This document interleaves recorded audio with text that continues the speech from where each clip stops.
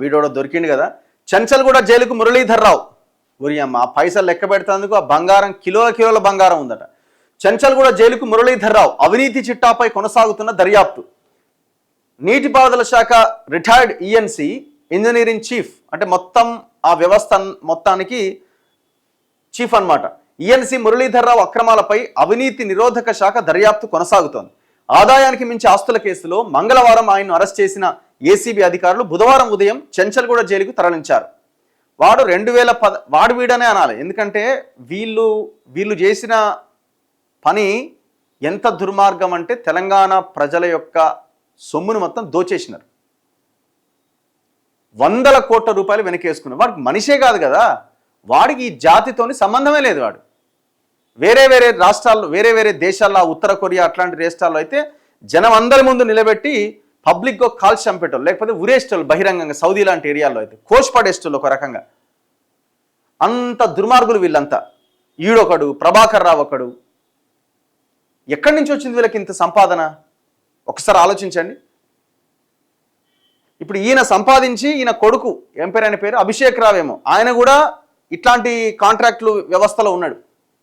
ఈయన మొత్తం దోచేసి ఆయన అకౌంట్లో వేయాలి. ఆయన ఈ కాంట్రాక్టర్లు వీటిలో ఆయన డబ్బులు ఖర్చు పెట్టాలి. ఇట్లా 100,000 కోట్ల రూపాయలు సంపాదించారట. నిన్న అరెస్ట్ చేసి జైలుకు పంపించారు. మురళీధర్ రావు అక్రమార్జన పైన కొన్ని నెలలుగా సమాచారం సేకరిస్తున్న ఏసీబీ అధికారులు మంగళవారం కేసు నమోదు చేసి ఒకేసారి 11 ప్రాంతాల్లో ఆకస్మిక తనిఖీలు చేపట్టిన సంగతి తెలిసిందే. ఆయన కుటుంబ సభ్యులు బినామీల పేరిట ఉన్న స్థిర చరాస్తులకు సంబంధించిన దస్తావేజులను స్వాధీనం చేసుకున్నారు. ప్రాథమిక అంచనాల ప్రకారం వీటి విలువ 100 కోట్లకు పైగా ఉంటుందని అంచనా వేస్తున్న అధికారులు వాటి వాస్తవ విలువ మదింపు పైన దృష్టి పెట్టారు. దీనికి సంబంధించి ఆయా ప్రాంతాల్లోని రిజిస్ట్రార్ కార్యాలయాల్లో భూముల రేట్ల వివరాలు తెప్పించడంతో పాటు ఈ మధ్యకాలంలో జరిగిన లావాదేవీలు కూడా ఆరా తీస్తున్నారు. జహీరాబాద్లో ఉన్న సోలార్ విద్యుత్ ప్లాంట్తో పాటు పలు అపార్ట్మెంట్లు బినామీల పేర్లతో ఉన్నాయని గుర్తించారు. ఇక పెద్ద ఎత్తున ఉన్న అపార్ట్మెంట్లు, ఇండ్ల ద్వారా వస్తున్న అద్దెలు వేరువేరు ఖాతాల్లో జమవుతున్నాయని గుర్తించిన అధికారులు ఆ వివరాలు సేకరిస్తున్నారు. సోదాల సమయంలో అనేక బ్యాంకు ఖాతాల వివరాలు, లాకర్లు ఉన్నట్లు గుర్తించారు. బుధవారం నుంచే ఖాతాల విశ్లేషణ మొదలుపెట్టగా 2-3 రోజుల్లో లాకర్లు తెరిచే అవకాశం ఉన్నది. దీంతో పాటు మురళీధర్ రావు ఉద్యోగంలో చేరే సమయంలో సమర్పించిన అఫిడవిట్లో పేర్కొన్న ఆస్తులు, అధికారంలో ఉన్నప్పుడు చట్టబద్ధంగా ఆర్జించిన ఆస్తుల వివరాలను మదింపు చేస్తున్నారు. ఈ క్రమంలో న్యాయస్థానం అనుమతితో మురళీధర్ రావును ఏసీబీ అధికారులు అదుపులోకి తీసుకుని ప్రశ్నించబోతున్నారు. ముఖ్యంగా కాళేశ్వరం నిర్మాణంలో ఆయన కీలక పాత్ర పోషించిన నేపథ్యంలో ఈ ప్రాజెక్ట్ నిర్మాణ సమయంలో జరిగిన అనేక విషయాలపైన ప్రశ్నించే అవకాశం ఉందట. ఇది అట్లా మంచి ప్రాజెక్ట్ అని నేను జగదీష్ రెడ్డి పోయి ఆడ చూపిస్తా ఉన్నాడు. అంతా కొంచెమైనా కామన్ సెన్స్ ఉండాలి కదా. ఒక ఎగ్జిక్యూటివ్ ఇంజనీర్ 200 కోట్లు సంపాదించినవాడు నూనె శ్రీధర్ అనేట ఆయన. ఇట్లా ఎంతమంది వందల మంది అధికారులని కింద నియమించుకొని ఎవరికి దోషింది వాడు దోసుకున్నాడు.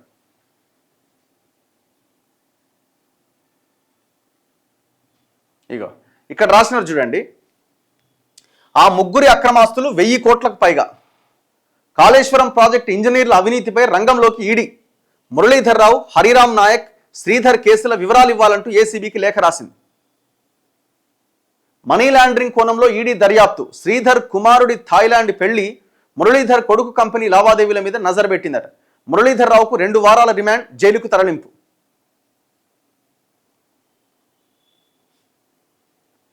ఇద్దరు ఇంజనీరింగ్ చీఫ్లు, ఒక ఎగ్జిక్యూటివ్ ఇంజనీర్ ఏమో శ్రీధరు, హరిరామ్ నాయక్, వీళ్ళిద్దరేమో ఈఎన్సీలు. అదే ఇప్పుడు ఈడీ ఎంటర్ అయిందట. దాదాపు వీళ్ళ ముగ్గురు ఆస్తులే దాదాపు 1000 కోట్లకు పైన ఉండొచ్చట. ఈ క్రమంలో వారిపై నమోదైన కేసుల ఎఫ్ఐఆర్లు, రిమాండ్ రిపోర్ట్లు, కస్టడీ విచారణ నివేదికలు కూడా ఇవ్వాలని కోరుతూ ఈడీ అధికారులు ఏసీబీకి లేఖ రాసినట్టు సమాచారం. నూనె శ్రీధర్ కుమారుడి పెళ్లి థాయిలాండ్లో జరిగిందట. ఈ నేపథ్యంలో ఆ ఖర్చులపైన ఈడీ దృష్టి సారించింది. మురళీధర్ రావు కుమారుడు అభిషేక్ రావు ఫస్ట్ వీళ్ళని కనుక లోపలేస్తే వాస్తవాలు బయటకు వస్తాయి. అభిషేక్ రావు కంపెనీల్లో పెట్టిన పెట్టుబడులు, కాళేశ్వరం ప్రాజెక్టు కాంట్రాక్టులపైన ఈడీ అధికారులు విచారణ జరపబోతున్నారు. మనీ లాండరింగ్ కోణంలో దర్యాప్తు చేయబోతున్నారు. ఏసీబీ విచారణలో ఈ ముగ్గురు ఇంజనీర్లకు లగ్జరీ విల్లాలు, ఫ్లాట్లు, ఎకరాల కొద్దీ భూమి, వాణిజ్య సముదాయాలు ఉన్నట్టుగా తేలింది. మురళీధర్ రావుకు మోకిలలో ఉన్న 6500 గజాల స్థలం విలువనే దాదాపు 65 నుంచి 70 కోట్లు ఉంటుందట. మార్కెట్ వాల్యూ అక్కడ ఇప్పుడు 200 గజాల విల్లా కావాలంటే ఎంత అనుకుంటున్నారు? అక్కడ 200 గజాల విల్లా కావాలంటే ఈజీగా 8 నుంచి 9 కోట్లు పెట్టాలడ 200 స్క్వేర్ యార్డ్స్కే అంత కాస్ట్లీ అది. ఎందుకంటే 111 జీవో అయిపోగానే ఫస్ట్ స్టార్ట్ అయ్యే ప్రాంతం. హరిరామ్ నాయక్ ఆస్తులు ఎంత, నూనె శ్రీధర్ ఆస్తులు ఎంత, మురళీధర్రావు ఆస్తులు ఎంత గుర్తించారు. కాళేశ్వరం ప్రాజెక్ట్ ఈఎన్సీగా పనిచేసిండు హరిరామ్ నాయక్. ఈ ఏడాది ఏప్రిల్ 26వ తేదీన ఏసీబీ అతన్ని అరెస్ట్ చేసింది. 13 ప్రాంతాల్లో సోదాలు చేస్తే షేక్పేట్, కొండాపూర్లో 2 లగ్జరీ విల్లాలు, నార్సింగ్, మాదాపూర్, శ్రీనగర్లో ప్రముఖులు ఉండే అపార్ట్మెంట్స్లో 3 ఫ్లాట్లు, అమరావతిలో కమర్షియల్ స్పేస్, మర్కూక్ మండలంలో 28 ఎకరాల అగ్రికల్చర్ ల్యాండ్, పటాన్చెరులో 20 గుంటల భూమి, శ్రీనగర్ కాలనీలో 2 ఇండిపెండెంట్ ఇండ్లు, బొమ్మల రామారంలో 6 ఎకరాల ఫామ్ హౌజు, మామిడి తోట, కొత్తగూడెంలో నిర్మాణంలో ఉన్న భవనము, కుత్బులాపూర్, మిర్యాలగూడలో 2 ఇండ్ల స్థలాలు, 1 BMW కారు, బ్యాంకు లాకర్లు, ఫిక్స్డ్ డిపాజిట్లు, బంగారు ఆభరణాలు. వాని జీతం ఎంత, వాడు సంపాదించింది ఎంత చూడండి. నూనె శ్రీధర్ సాగునీటి శాఖలో ఎగ్జిక్యూటివ్ ఇంజనీర్. ఈ ఏడాది జూన్ 11వ తేదీన ఏసీబీ అధికారులు శ్రీధర్ని అరెస్ట్ చేశారు. 13 చోట్ల సోదాలు చేశారు. హైదరాబాద్లోని మలక్పేటలో 4 అంతస్తుల విలాసవంతమైన భవనం ఉన్నది. షేక్పేట్లో ఖరీదైన గేటెడ్ కమ్యూనిటీలో ఫ్లాట్ ఉన్నది. తెల్లాపూర్లో లగ్జరీ విల్లా ఉన్నది. వరంగల్లో G+3 ఇల్లు ఉన్నది. కరీంనగర్లో 3 ఫ్లాట్లు ఉన్నాయి. 1 ఇండిపెండెంట్ ఇల్లు ఉన్నది. అమీర్పేటలో కమర్షియల్ స్పేస్ ఉన్నది. 16 ఎకరాల అగ్రికల్చర్ ల్యాండ్ ఉన్నది. హైదరాబాద్, కరీంనగర్, వరంగల్లో అత్యంత ఖరీదైన ప్రాంతంలో 19 ఇండ్ల స్థలాలు ఉన్నాయి. కరీంనగర్లో హోటల్ ఉన్నది. లాకర్లలో 5 కోట్ల విలువైన ఆభరణాలు ఉన్నాయి. మరికొన్ని ఆస్తుల పత్రాలు కూడా స్వాధీనం చేసుకున్నారు. శ్రీధర్ తన కుమారుడి పెళ్లి థాయిలాండ్లో జరిపిండట. చూడు ఎట్లుందో కథ. వీళ్ళని ఎందుకు బతకనియాల ఈ కొడుకులని? దుర్మార్గులు కదా వీళ్ళంతా. రాష్ట్రాన్ని దోచిన వీళ్ళందరికి బాస్ ఎవరు? కేసీఆర్. మరి ఎంక్వైరీ రేవంత్ రెడ్డి దేని మీద చేయాలా? మొత్తం ప్రాజెక్ట్ మీద చేయాలన్నా, లేకపోతే ఓన్లీ 3 బ్యారేజీలకే పరిమితం కావాలన్నా?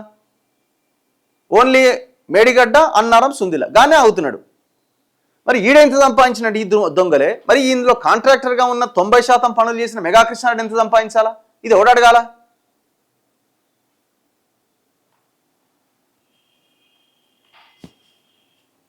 హరీష్ రావు మాట్లాడాడు దీని మీద. ఎందుకంటే ఆయన కూడా గట్టిగానే చేసుకున్నాడు దీంట్లో. కాళేశ్వరంలో హరీష్ రావు కూడా కావలసినంత మింగిండు. డౌట్ ఏమన్నా? కాళేశ్వరం ప్రాజెక్టుకు సంబంధించిన అక్రమ పైసలే యశోద హాస్పిటల్కి చేరినాయి. చెప్పమానండి. వీళ్ళే కదా పార్ట్నర్లంతా, కుటుంబాందే కదా ఆ హాస్పిటల్ కూడా.